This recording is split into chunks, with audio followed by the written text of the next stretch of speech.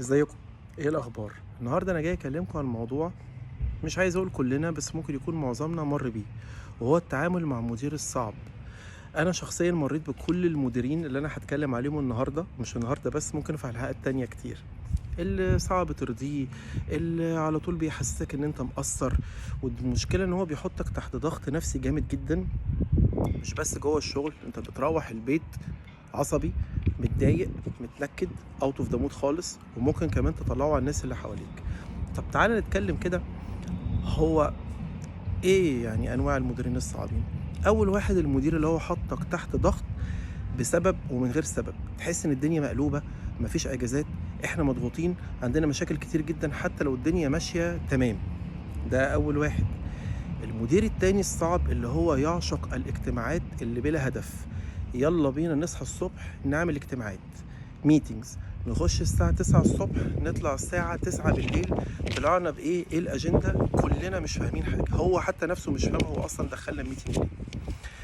تالت واحد بقى اللي هو ما بيحفزناش خالص، حاطط في دماغه لو انت عملت حاجة كويسة وحسسك ان انت يعني يو اتشيفت او حققت حاجات هايلة، ما يقولكش، يقولك اصلا لو شجعته هيركن على جنب ومش هيكمل. وده طبعا اسلوب فاشل جدا. انا مش بتكلم حتى عن زيادة الفلوس بس، كلمة شاطر، برافو، هايل، الله ينور، ده بيخلي الموظف يعمل اكتر من اللي مطلوب منه.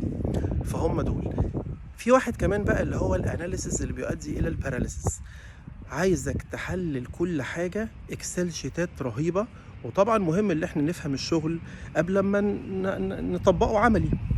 لكن دايما بيوصل ان احنا ما بنعملش، احنا بس بنعمل اجتماعات وعمالين نحلل في شيتات، لكن ناخد اكشن مفيش.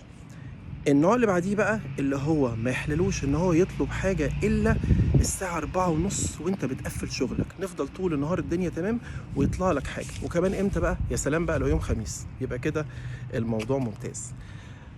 قولولي كام مدير عدى عليكم فيهم الصفات او الطباع دي، وفي مديرين كمان تانيين هنتكلم عليهم ان شاء الله في الحلقة الجاية في شريف توكس. لو عجبكم الفيديو بليز شيروه واعملوا له فولو على الفيديو على اليوتيوب بيج بتاعتي. متشكر جدا واشوفكم في الحلقة اللي جاية.